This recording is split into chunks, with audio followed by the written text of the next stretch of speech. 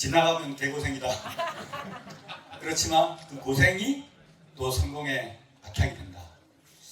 제가 이제 2018년까지 이제 구청장을 하고 그 이후에 청와대 비서관, 또 경선 도전 실패, 또 이제 박원순 서울시장의 부시장으로 간지 열흘도 안 돼서 엄청난 일을 겪었었죠. 그리고 9개월 동안 코로나 대응을 했었습니다. 그 시간들을 보내고 대선 치렀고 대선에서 지고 그 후에 강릉시장에 도전을 했었습니다. 또 졌죠. 네. 그리고 여기 이제 강릉에 오신 분들이 많은데 이분들이 저한테 미꾸라지를 잡으러 가자고 형들이 그 왕산이라고 있습니다. 거기 가서 미꾸라지를 잡아다가 그 솥에다 삶아가지고 그 유리병으로 이렇게 찢어가지고 대파 넣고 그리고는 이제 그걸 먹으라고 그리고는 부탁이 있다. 강릉을 떠나지 마라.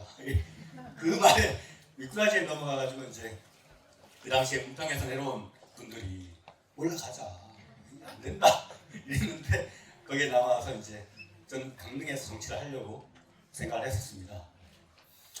그런데 제가 꿈꾸던 그 어떤 정치의 미래라고 하는 것은 최소한의 동지에 또 같은 정당으로서 의리 이런 것들을 기반으로 해서 현장과 험지에도 가서 고군분투를 하고 이런 어떤 연대감이 중요하다고 생각을 했는데 너무도 안타까운 것이 내가 사랑하는 민주당이 그런 연대의식이나 동지애가 어느 날 두고 봤더니 사라지는 과정을 우리가 목도했지 않습니까?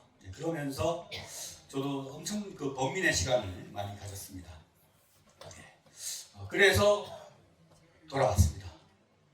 돌아온다는 말은 코로나 때 잘 생각해보면 일상의 회복이라는 말이 얼마나 중요한가. 회복 혹은 만회 혹은 회복 탄력성 이런 것들이 상처받은 사람들한테는 정말 중요한 것 같습니다. 모두가 제자리로 돌아오는 그 과정을 저도 겪었고 여러분도 겪고 있지 않나 생각되는데 그것이 그 회복이라는 것은 전 일하고 싶어하는 사람입니다. 아시겠지만은 일을 열심히 하고 또 한 국리를 해내고 시도하고 함으로써 은평을 이제 같이 바꾸었잖아요. 일하려고 하는데 자꾸 이제 일을 못하게 하는 것이 정치적 어떤 환경이었습니다. 저는 그 환경과 맞서서 좌절하지 않고 그 환경을 일할 수 있는 환경으로 바꾸고 싶어서 도전하는 겁니다. 제 뜻은 은평의 마을에서의 경험을 대한민국의 새로운 정치적 비전으로 만들고 싶은 꿈으로 그 몇 년 동안을 방황했습니다. 저는 은평이 자원이 풍족하지 않았기 때문에 저하고 맞았던 것 같아요. 자원이 부족하면 생각의 크기를 키워서 보완한다. 생각의 크기는 더 많은 사람의 생각을 모으면 커진다. 또 더 많이 시도하면 자원의 확장에 효과가 있다. 이게 제가 생각하는 한 10년 동안의 정치의 철학입니다. 그래서 제가 오기 전에 불광천 그 시작 지점 있잖아요. 응암역 그 다리에 갔다 왔어요. 거기 보면 여러분들은 잘 모르시지만 수년 전에는 항상 거기 냄새가 났어요. 불광천 그 아래 복개천 그쪽에서 냄새가 나는데 왜 냄새가 나냐? 하수가 넘쳐서 흘러 들어와서 냄새가 나는 겁니다. 그 안에 슬러지가 있어서. 제가 이제 우리 그 하천과 직원들하고 치수과 직원들한테 이 냄새를 어떻게 잡는 방법을 한번 연구를 해보자. 그랬더니 뭐 별별 아이디어가 다 나옵니다만은 2천억이 필요하다는 겁니다. 하수관과 우수관을 분리공사를 해야 돼요. 그러지 않으면 매번 비가 넘쳐나면 그 하수관에서 나쁜 찌꺼기들이 그 바닥에 쌓여서 냄새가 나는 겁니다. 2천억이 어디 있습니까? 20억도 없는데. 그래서 계속 직원들을 쪼아냈습니다. 좀 생각 좀 해보라. 냄새를 잡을 수 있는 게 뭐냐? 냄새 분자는 물 분자가 먹고 떨어지면 냄새를 잡을 수 있다는 겁니다. 그래서 어떤 아이디어를 냈냐? 지금 그 가보면은 물 커튼이 이렇게 응암역 다리에 쭉 펼쳐져서 물 커튼이 이렇게 내려오거든요. 원래 그 물은 한강에서 펌핑을 해가지고 폭포처럼 떨어뜨렸어요. 폭포처럼 떨어뜨렸는데 요 불광천 그 복개천 아래에서 냄새가 나오는 거를 우리 그 과장이 물 커튼을 치면은 냄새 분자가 나오는 걸 물 분자가 먹는다 라는 원리를 활용을 해서 커튼을 쳤습니다. 그 예산이 얼마 들었냐? 2천만 원 들었어요. 2천만 원 들어가지고 2천억의 효과를 만들어냈다. 저는 그렇게 저 스스로 이런 혁신이 최고의 혁신이다 라고 생각했습니다. 이걸 가지고 이제 행안부에 아마 그 혁신상을 요청을 했는데 장려상을 받았어요. 그러니까 저는 제가 생각하는 최고의 혁신이다. 2천만 원 가지고 2천억의 효과를 냈다. 좀 뻥은 있지만 저는 이런 일을 하고 싶어하는 사람입니다. 또 한옥마을 있잖아요. 한옥마을. 한옥마을은 거기를 오가시는 스님이 낸 아이디어입니다.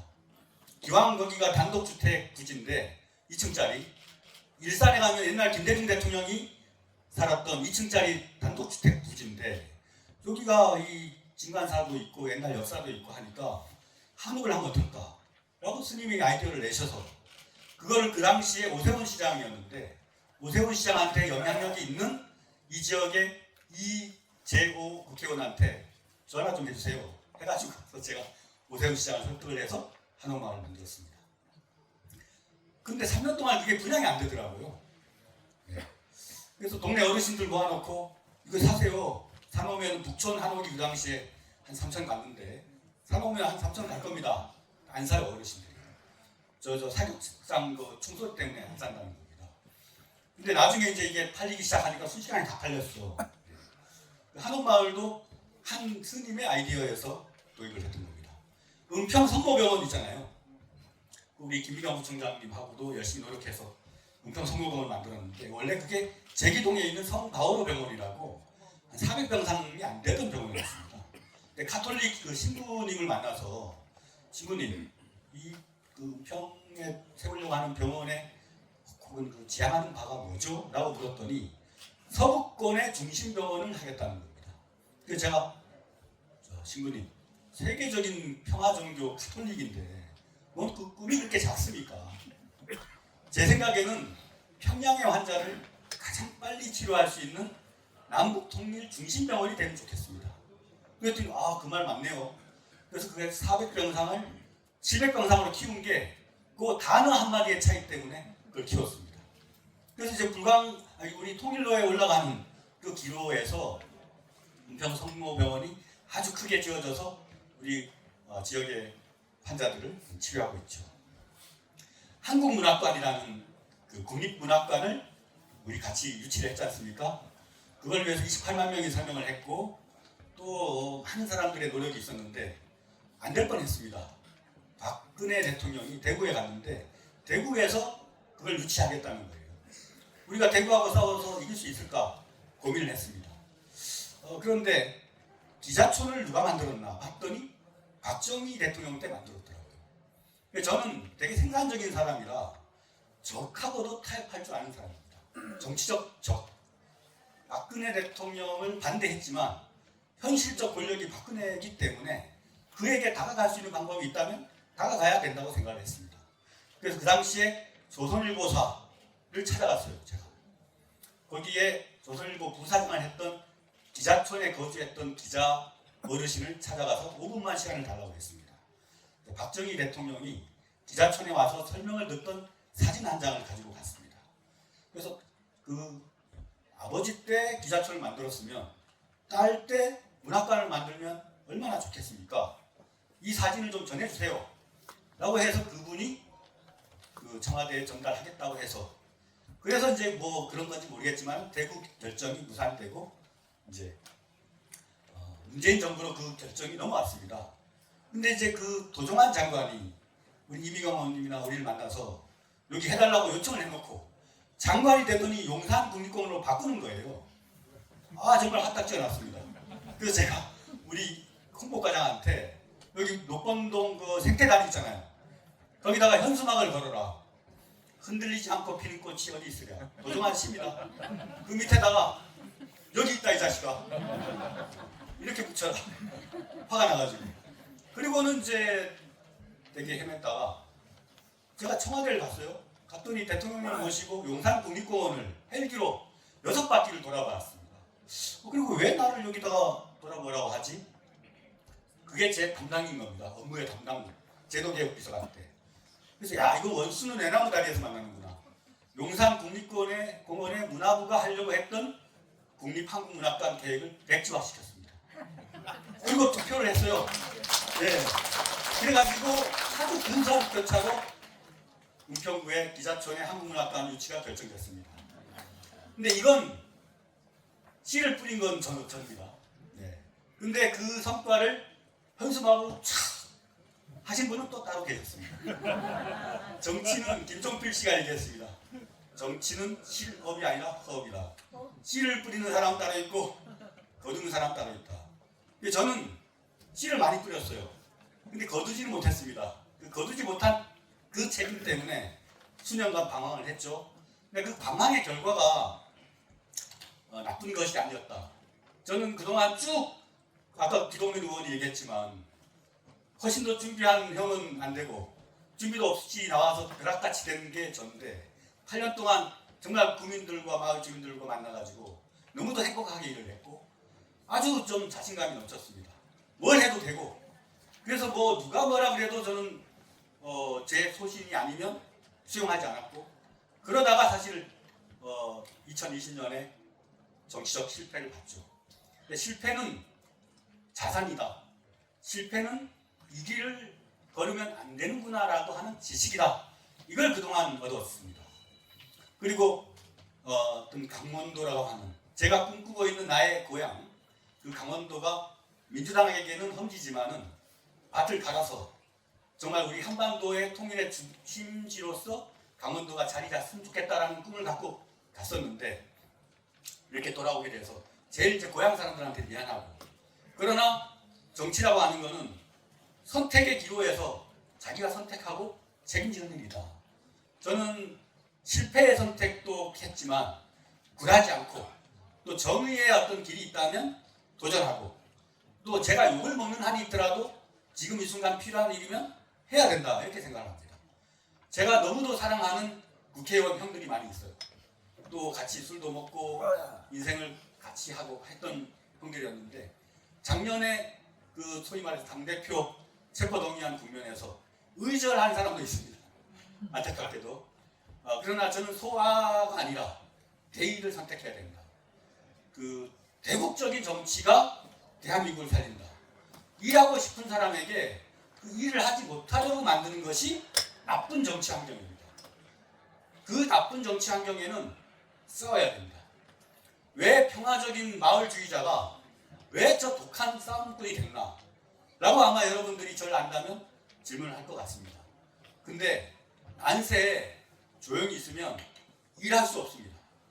우리 대한민국의 생산적인 일들 그게 별거 아닙니다. 사실은 마을 주민들이 모여가지고 마을의 일을 고민하고 협심해서 아이디어를 내면 국가가 예산을 지원을 해주고 또 그 뭔가를 세워서 그 운영도 주민들 스스로 하고 또 마을의 다양한 문화와 다양성의 가치들이 녹아들고 인평마을처럼 대한민국이 성립한다면 그 대한민국은 대단히 평화롭고 앞으로 나아가는 마을공화국이 될 겁니다.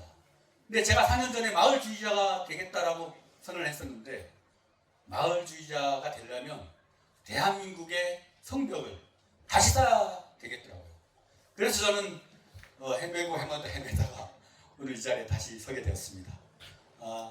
저는 꿈이 있습니다. 그 꿈은 누구나 상식적으로 꿀 수 있는 꿈이고 또 정치적 생각, 견해가 다르다 할지라도 공동체 안에서 함께 어울리고 싸우더라도 그 질서의 바깥으로 이탈하는 것이 아니라 그 속에서 녹여내는 그런 통합의 정치를 꿈꿉니다.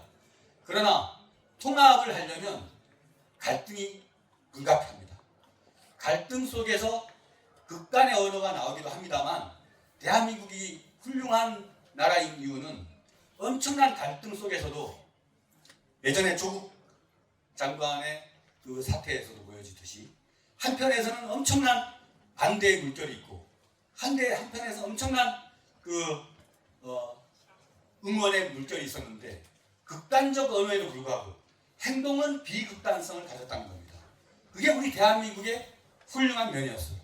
근데 윤석열 정부가 들어서서 오직 강압에 의한 힘에 의한 지배만을 가지고 국민을 조화롭게 이끄는 것이 아니라 통치의 대상으로 여기고 그렇게 함으로써 며칠 전에 우리 1600만 표의 표를 얻은 아무리 자기의 정치적 경쟁자라 할지라도 대한민국은 견제와 균형에 수레의 두 바퀴로 운영되는 그런 민주국가인데 끊임없이 저주의 정치적 보복을 하다 보니 그 어떤 노인인지 대안인지 모르는 사람도 그 극단주의적인 배후가 있는지 없는지 모르겠습니다만 비극단적 언어를 쓰면 될 일을 극단적 행동을 함으로써 테러를 저질렀습니다. 이게 대한민국의 현실입니다. 진짜로. 이 고통스러운 과정을 어떻게 슬기롭게 이겨나갈 것인가. 저는 민주당이 바뀌어야 대한민국이 바뀌고 민주당이 바뀌려면 정말 미안하지만 180석으로도 정치적 실패를 해왔던 그 무기력증을 타파해야 된다. 인간적으로 안타깝고 내가 스스로 피해보고 손해보고 있지만 아버지라 하지 못하고 음성을 돌아올 수도 없는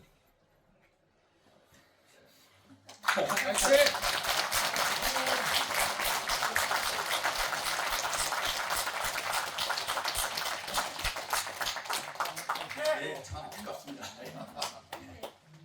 잘될 거예요. 아니 뭐 잘 할 겁니다. 잘 될 거라고 생각하는데 12월 12일 날 제가 이제 출마 선언을 하려다가 좌절됐죠. 그거는 당의 어떤 분열상이 저로 인해서 확대되는 것을 바라지 않는 그런 어떤 간곡한 요청이 있었고 저 자신도 그 분열의 대상이 되고 싶지는 않습니다. 그 분열이라고 하는 것은 제가 어찌해서 분열을 만든 게 아닙니다. 그 분열을 극복하는 지난한 노력을 저는 하고 있는 겁니다. 분열을 극복하려면 개의에 따라야 됩니다. 사람 대접받으려면 의리를 지켜야 됩니다. 민주당은 의리의 정당이 돼야 됩니다.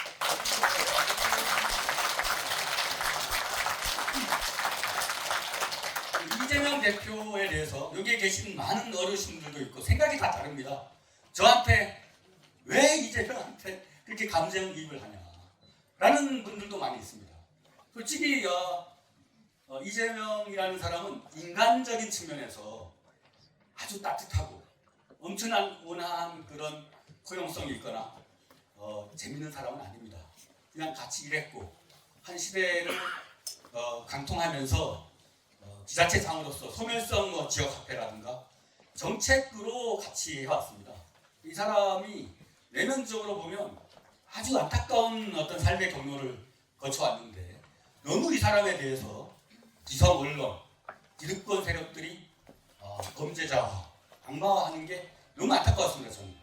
그 사람 옆에 서서 함께 이 위기를 돌파했으면 좋겠다. 그리고 지난번에 실패했으면 그걸 만회를 해서 또 민생을 좀 더 잘 가다듬는 민주당을 만들어서 다음에 또 다른 대안 세력이 됐으면 좋겠다 라는 소박한 꿈이었죠. 근데 끝없이 300번이나 넘는 압수수색을 하고 뭐 기우제 지내듯이 비가 올 때까지 기우제를 지내는 인디언처럼 범죄의 한 구석이 나올 때까지 끝없이 검사가 압수수색을 하는 대한민국이 되고 있습니다. 그 과정에서 한 정치인은 수년간의 그 가랑비 속에서 자기의 의지를 솔직히 상당히 어떻게 보면 꺾여져 가고 있는데 거기에다 대고 또 칼이 놓여져 있죠. 대한민국의 민주주의의 현실입니다. 그 현실을 극복하지 않으면 일할 수 있는 세상이 오지 않습니다. 윤석열 정부가 검찰 독재로부터 정치의 조화로 회복하지 않으면 우리 대한민국은 일하는 사람들에게 기회가 없습니다. PF 부실, 김진태발 그 PF의 문제 때문에 지금 건설업이나 골목 경제는 다 무너지고 있지 않습니까?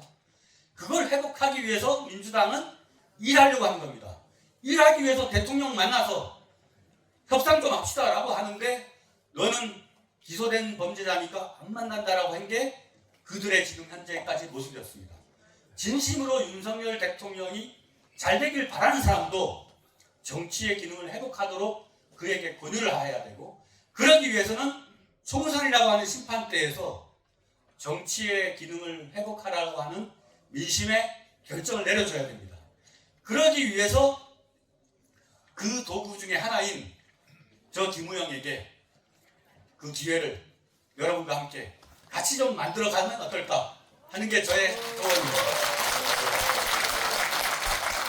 네, 우리는 숱한 어려움에서도 그 어려움을 극복하고 인동초의 김대중, 계란으로 파헤치는 노무현, 인고의 절제력 문재인, 모난돌이 정 맞는다 해도 다시 생각해보면 모난돌이 과거에는 정이었습니다. 그 정이 이재명이었고요. 이 도구들을 인격적으로 무시하거나 깔보지 말고 잘 활용을 해서 대한민국의 발전, 선진화, 생산성의 길에 나아갈 수 있도록 하는 게 좋겠고, 김우영과 함께 그 길을 갔으면 좋겠습니다. 감사합니다.